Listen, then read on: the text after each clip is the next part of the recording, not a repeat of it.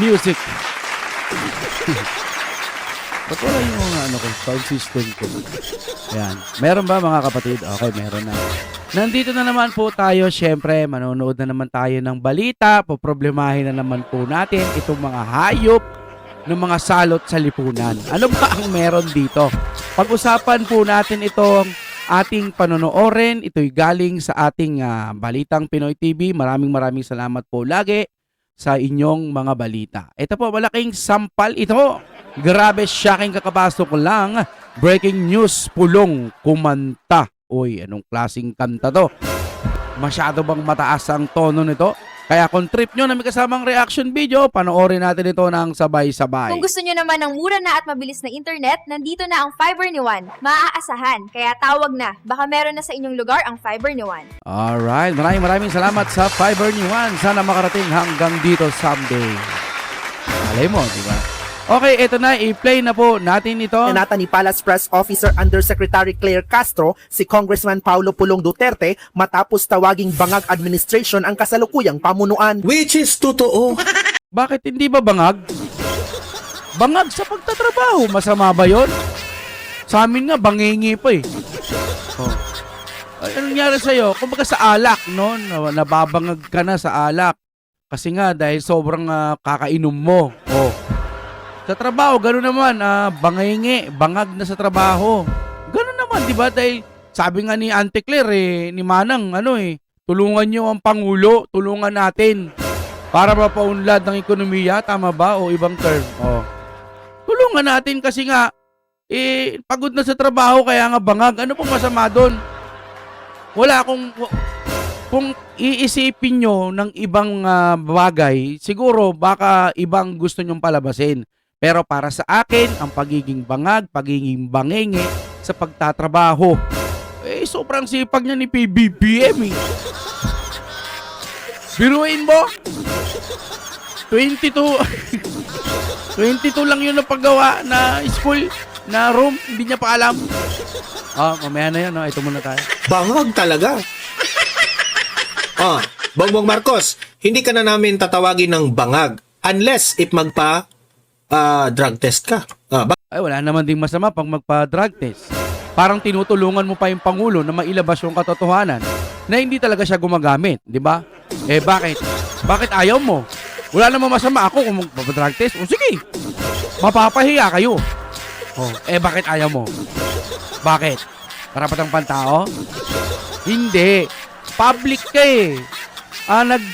Kumbaga nagtatrabaho ka sa gobyerno. Importanteng malaman ng mga kababayan natin kung gumagamit ka o hindi. Masama ba yon? Matutulungan mo pa kami na malaman na hindi ka gumagamit. Kung hindi ka talaga gumagamit, edi pahiya yung mga nagpaparatang sa'yo. Ganun lang naman yun. Bakit hindi mo kayang magpa-drug test? Yun ang una, di ba? Hindi kaya. Hindi kaya. Ayun, intro pa lang pala yun. Narito, Balitang Pinoy TV. Anak ng teteng, intro pa lang yun pero nanggigigil na ako. Okay, tuloy po tayo. Okay. Pag-usapan natin itong ang Malacanang. Pikon na pikon kay Kong Pulong Duterte. Kasi pikon itong Malacanang eh.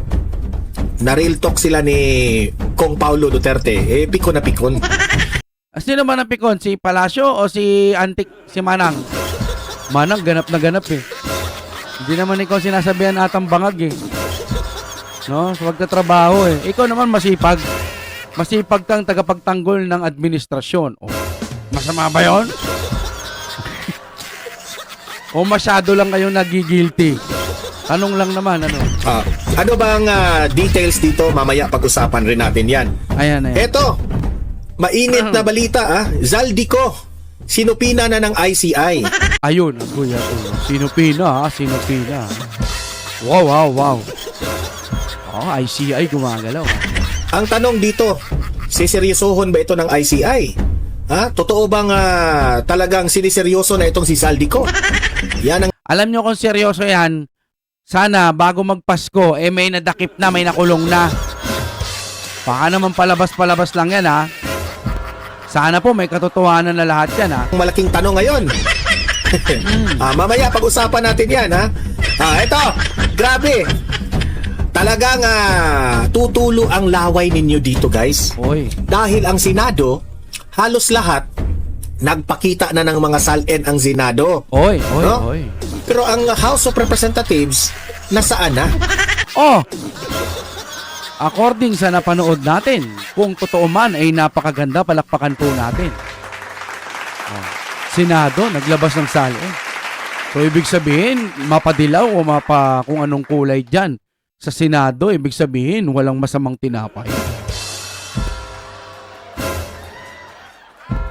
Di ba, no? Eh, kayo dyan, baka naman. Baka naman. Walang pero-pero, walang kahit ano. Maglabas. Ano ba yung salin na yan? Yung Pangulo, pwede bang maglabas din ng salin? Nga. Naunahan pa nga kayo dyan sa mga Makatai Black eh. Yung Makatai Black, nag-release na ng mga salin dyan. Nasa na yung sina Sandro Marcos, Martin Romualdez. Oo, at saka dun sa, di ba kung may flood control issue din doon, pwede naman pakireport din, no? Sa North, ba't hindi nyo nilalabas? Sino pa? Ang dami dyan, mga buhaya dyan eh. Maglabas na kayo ng salin dyan, huy! Ooh. Ay, Senado, oh. I think 3 na lang na mga senador, oh. Makikita mo dito, guys, ang daming pera sa mga senador. So parang 3 na lang siguro yung hindi pa. Ang daming pera mga senador. Mamaya, ipapakita natin yan mamaya kung gaano kayaman ang mga senador. Uy. At last but not the least na ating pag-uusapan ay grabe guys, ang mga negosyante isa sa mga grupo na mga negosyante dito sa Pilipinas, dismayado po dito sa Administrasyong Marcos. Oh. Bakit? Hindi ba pwedeng hindi madidismaya? Kahit sino naman nadidismaya eh. May kachat nga ako, kuya ko eh. Kuya ko sa ibang bagay. Sa huwag natin sabihin pagrarap kasi baka malaman. Yung iba na parang nagre-reklamo na rin kay PBBM. Ba't daw ganito ang administrasyon? Hanggang ngayon wala pa rin nakukulong, di ba? Gusto nyo ba yung ganito? Kami ayaw na namin. Doon sa mga aanga-anga pa rin na PBBM pa rin kami. Sige, PBBM kayo ng PBBM. Sumigaw kayo, PBBM lang, malakas, magaling. Biruin mo, ipis, tapos PBBM, mas marami pang puso kay ipis, kaysa doon kay PBBM. Nakakita na ba kayo ng gano'n sa Facebook memes? Pupusuan mo yung ipis, tapos ilalike si PBBM. Mas madali na yung like kasi hindi mo nadidiinan eh. Pindot ko na lang ng like eh. Kung gusto mo si PBBM eh. Bakit mas marami pa rin sa ipis? Ngayon, tinapat yung ipis. At saka si BP Sara o Duterte. Mas marami ang Duterte. Yung ipis, ang dami ng tinalo. Sa kabila. Sino na nakakita nun? Sa Facebook. Ibig sabihin, mas pinupusuan pa nila yung ipis. Nung si BP Sara na o yung Duterte na, hindi nagpaninlang ang mga tao. Talo na yung ipis, syempre. Sinubukan nga. Subok nga, sabi ng ganun. Marami nang tinalo tong ipis na to eh. Ito, pusuan nyo naman. Kasi PBBM, tapos puso. Ipis. Talo si PBBM. Ang konti na nag-like, pero sa ipis ang dami nagpuso. Ibig sabihin, pag tumakbo pang presidente yung ipis, mas mananalo pa yun. Hindi. Ito'y katuwaan lang naman. Kasi nakita ko nga, ngayon, para talagang hindi magkalinlangan, subukan nga natin, sabi ng ganun nung nag-post, ipis, at saka si BP Sara ata, di panalo si BP Sara, ang daming puso. Ay, likes ba yun? Tama. So, hindi na nagpapalinlang yung mga tao. Ayaw na talaga nila at nasusuka na sila dito sa administrasyon. Dismayado dahil sa tariff deals ng Amerika. Bakit yung ibang bansa? Diba? Meron ng tariff deals. Pero ang Pilipinas, na merong EDCA bases dito ang Amerika, walang tariff deals. Ganyan kawik ang presidente natin. Diba? Ganyan kawik ang presidente natin. Yan, lahat ng ito ay pag-uusapan natin yan. Pero guys, bago ang lahat, Ayun. bago natin ito pag-uusapan, Help me po na Tuloy na natin. Siguro nasasaktan kasi nare-real talk sila ni Kong Paulo. Hello, subscribe Facebook and thank you very much. Siguro nasasaktan kasi Eto nare-real na. talk sila ni Kong Paulo. Na-real talk eh. Ito yung balita. Tinawag ni Congressman Paulo Duterte na bangag ang administrasyon sa isyu ng Totoo naman eh, bangag eh. Totoo naman bangag eh. Kaya pala napikon. Kasi natatamaan. foreign policy. Welta naman ng palasyo, kailangang hindi matulad sa nakaraang inutil daw na administrasyon pagdating sa Paano naging inutil ang administrasyong Duterte? Yung Build Better More ni Bongbong Marcos. Compare natin doon sa Build ni Tatay Digong. Yung Build Better More niya, inukit niya pa yan sa pangalan niyang BBM eh. Bagay sa kanya na walang nagawa ang Build Better More. Yung Build ni Duterte, yun ang tunay.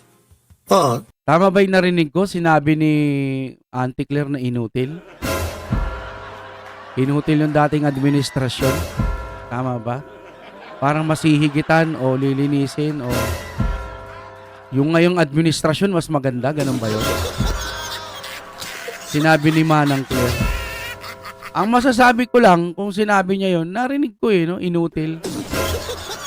Gago pala yung sinabi niya. No? Kabubuhan yung sinabi niya. Katangahan yung sinabi niya. Dukutin mo lang lisensya mo, malalaman mo 10 taon na lisensya mo eh. Kung may passport ka, 10 taon eh. Diba? Ano na sabihin nyo? Si Duterte ba may gawa niyan? Hindi. Sa passport naman talaga yun. Gobyerno ang gumawa nun, hindi si Duterte. Wow! Sa administrasyon lang ng Duterteng may ganito. Na may makikita ka north to south, may mga tulay na ang gagaganda. Diba? Yung Dolomite Beach na dati basura. Tapos pinaganda bago man lang makapag-tapos siya ng termino. Natapos pa, pinaganda pa yung Dolomite Beach. Dati puro basura. Asan yung inutil doon? Hindi tayo pinabayaan nung COVID. Yung build program, ang dami, mga kapatid. Saglit lang ha. Eto na. Basahin natin sa Kapitulo 1, 3, 4 ng libro ng pinagpalang katotohanan. Hindi to hindi to yung mga larawang inanyuan lang ng mga Build Better Mall program. Ito na. Basahin po natin mga kapatid. Ilang natapos. Yan. Para sigurado i-share po natin ito, ikalat ho natin yung mga bidyong katulad po nito para makita ng mga ibang nauuhaw ng katotohanan. Okay?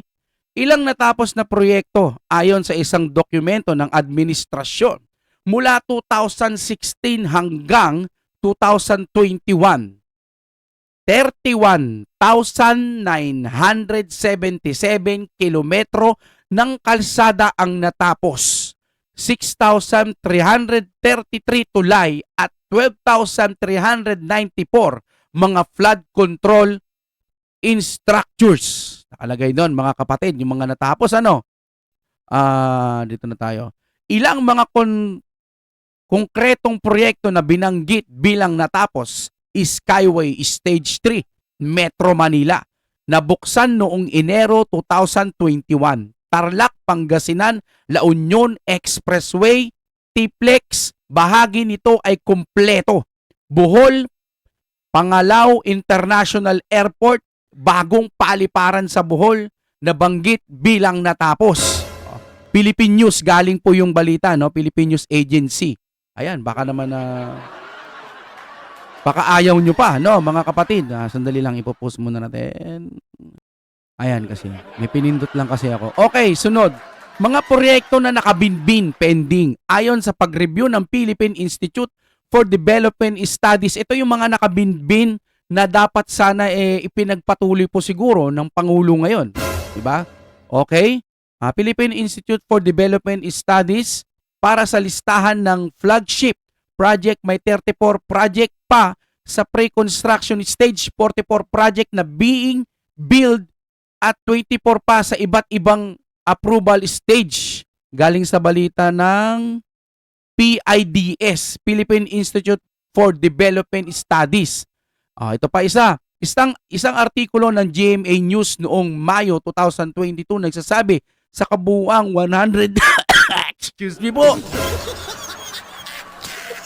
119 flagship infra project, 12 ang nakumplete na, 7 pa ang inaasahang matatapos bago matapos ang termino ni Duterte at susunod na administrasyon ang magmamana ng 88 projects.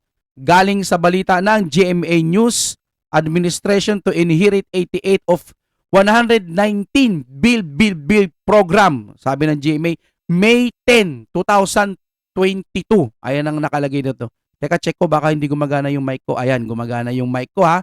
Ituloy natin, putaragi silang lahat. Yung mga nagpapanggap na inutil, sinasabi nilang inutil ang Pangulo, hindi pa tayo tapos, may mga babasahin pa ako eh. Oh, ilang mahalagang datos at konteksto. Ang BBB program ay inilunsad noong April 2017 bilang pangunahing programa sa infrastruktura. Nakalagay ito sa ito'y galing sa Bangko Sentral ng Pilipinas, Republic of the Philippines, September 6, 2025. Sa isang panayam, sinasabi na ang target ng administrasyon ay makumpleto ang 56 flagship project bago matapos ang termino ni Duterte at iba pa ay matatapos hanggang 2028. So ibig sabihin meron pa sana at sana magtuloy-tuloy pa. Yun lang naman ang inaasahan natin, magtuloy-tuloy. May mga proyekto na tinanggal o shield. Halimbawa, ang New Zamboanga International Airport, Sangli Airport at mga Bataan, Cavite, etc. Sabi sa akin kung gusto mo, pwede kong hanapin ang isang detalyeng listahan. Halimbawa, ng 50 to 100 proyekto na may status. So, wag na. Pukin, ang dami naman yan. Bukod pa sa binanggit ko kanina, bukod pa sa sinearch natin, hindi pa ako nagsasearch sa Google. Hindi pa ako nagpupunta sa mga Duterte. Yun pa lang ang mga binabanggit ko. Tapos sasabihin nyo inutil. Ngayon, ano pa nagawa nyong administrasyon ngayon? Sige nga. Bakit? Ano bang nagawa ng administrasyon nyo ngayon? Talagang hindi nyo malalamangan ang administrasyong Duterte, Claire Castro. Claire Castro, walang clear. Walang clear. Ang mga Puro kasi atake, puro atake. Putik niya, nasa na yung sinasabi nyong 3,000 nakabarangay na clear na sa war on drugs tuloy. Sa drugs, diba? Sabi ng ganun, kalimutan ko na kung anong tawag doon. Magpasanggang ngayon, hinihintay ko yun, wala pa rin. Yung mga mismong barangay. Report kayo ng report na wala naman pala talagang patunay. Puti, pumunta ka lang sa amin. Sa mga DDS, di ba? Sabihin na natin, yung Dolomite Beach, doon pa lang titignan mo eh. Putik, dukutin mo lang lisensya mo, malalaman mo na 10 taon. Depende na lang sa'yo kung meron kang, anong tinatawag dyan, violation, parang 5 years ka lang din di ba? May violation ako Lumabas ako nung pandemic kasi. Kaya naging 5 years lang ako. Pero kung kabuuan, wala kang violation, 10 years. Doon naman sa passport, 10 years din. Ngayon, paano yung masasabing inutil? Kulang pa ako sa kaalaman yan. Paano pa? Yung mga iba pang nagawa ng ating Pangulo. Pangulong Duterte. Ngayon, ano ba nagawa ng administrasyon nyo? Sinasabi nyo maraming kwarto, pero 22 lang pala ang napatay yung classroom. Magbibigay kayo ng ayuda, gusto nyo ibibenta nyo pa? Auntie Claire, hanggang kailan kaya siya magiging ganyan sa buhay niya? Na para ka na lang gago-gago na nagtatanggol. Kahit mali, sige, malaki naman pera Huwag nyo kaming sisihin kung ganyan nyo gustong makilala kayo ng mga tao. Minsan ka lang mabuhay, tragis niyan. Pag namatay ka na, hindi ka na mabubuhay ulit para gusto mo maging mabait ka na. Ay, sa next life ko, gusto ko. Magiging pro-Philippines ako. No? Yan ang hirap sa atin. Sa bagay nga nakalagay sa Bible. Meron talagang mga taong ayaw sa mga tama. Pinapakita na yung tama, nandiyan na yung tama, pero ayaw pa rin. Wala Ganun talaga. Pera ang involved.